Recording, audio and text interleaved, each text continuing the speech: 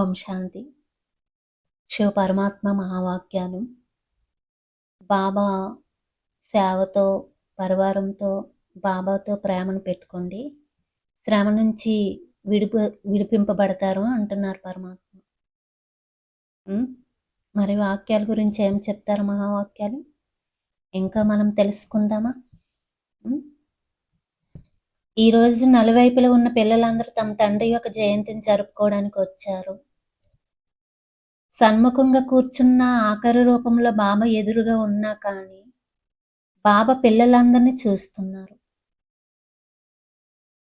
ఒకవైపు బాబా మిలనం యొక్క సంతోషం, రెండవ వైపు త్వరగా బాబాను ప్రత్యక్షం చేయాలన్న ఉత్సాహ ఉల్లాసాలు ఉన్నాయి.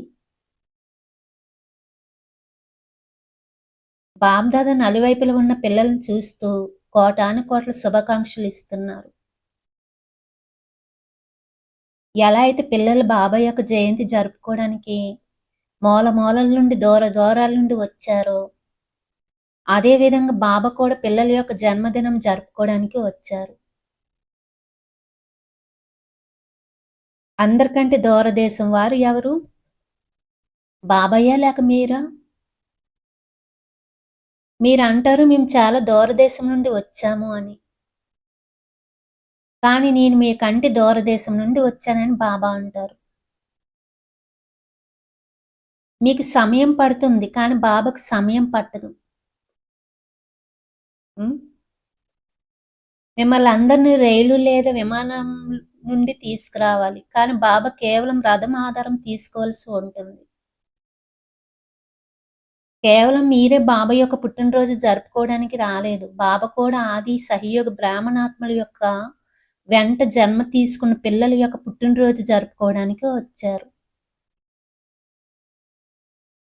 ఎందుకంటే బాబా ఒంటరిగా అవతరించారు కదా. బ్రహ్మ మరియు బ్రాహ్మణ పిల్లలతో కలిసి దివ్య జన్మ తీసుకుంటారు, అంటే అవతరిస్తారు. బ్రాహ్మణులు లేకుండా బాబా ఒక్కరే యజ్ఞాన్ని రచించలేరు కదా. యజ్ఞం రచించి బ్రహ్మ ద్వారా బ్రాహ్మణులను రచించారు. అప్పుడే మీరు అందరూ జన్మించారు కదా. కనుక 2 సంవత్సరాల వారైనా 2 నెలల వారైనా మీ అందరికంటే కూడా దివ్య బ్రాహ్మణ జన్మ యొక్క శుభాకాంక్షలు అంటున్నారు పరమాత్మ. మీ అందరికీ కూడా దివ్య జన్మ యొక్క శుభాకాంక్షలు. ఈ దివ్య జన్మ ఎంతో శ్రేష్టమైనది. ప్రతి ఒక్క దివ్య బ్రాహ్మణాత్మ యొక్క మెరిసే భాగ్యరేఖను చూసి బాబా కూడా సంతోషిస్తున్నారు. ఓహో వజ్రతుల్య జీవితం కలిగిన బ్రాహ్మణాత్మలు ఓహో అని పాడుతున్నారు. ఓహో ఓహో కదా. ఓహో పిల్లలుగా బాబా తయారు చేశారు. ఈ అలౌకిక జన్మ బాబాకు కూడా అతీతమైనది, మరి పిల్లలని మీకు కూడా అతీతమైన మరి ప్రియమైనది కదా. బాబాకు కూడా అతీతమైనది.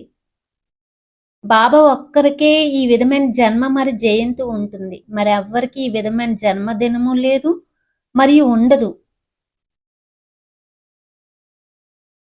నిరాకారుడు మరి తీసుకునేది దివ్య జన్మ. మిగిలిన ఆత్మలందరూ తమ తమ సాకార శరీరాలతో జన్మ తీసుకుంటారు. కానీ నిరాకార తండ్రి యొక్క జన్మ పరాకాయ ప్రవేశం ద్వారా జరుగుతుంది. కల్పమంతటిలో ఇటువంటి విధితో ఎవరి జన్మైనా ఉందా? బాబా ఒక్కరికి ఇటువంటి అతీత జన్మ ఉంటుంది. దీన్ని శివ జయంతి రూపంలో భక్తాత్మలు కూడా జరుపుకుంటూ వస్తున్నారు. ఈ దివ్య జన్మ యొక్క గొప్పతనం మీకే తెలుసు కదా. భక్తులకు కూడా తెలియదు. అవునా కాదా? ఈ దివ్య జన్మ యొక్క విధి మీకే తెలుసు, కానీ భక్తులకు కూడా తెలియదు అంటున్నారు పరమాత్మ. ఇలాంటి దివ్య జన్మ ఎవరికైనా ఉందా? ఒక బాబాకు తప్ప ఇంకెవరికైనా ఉందా?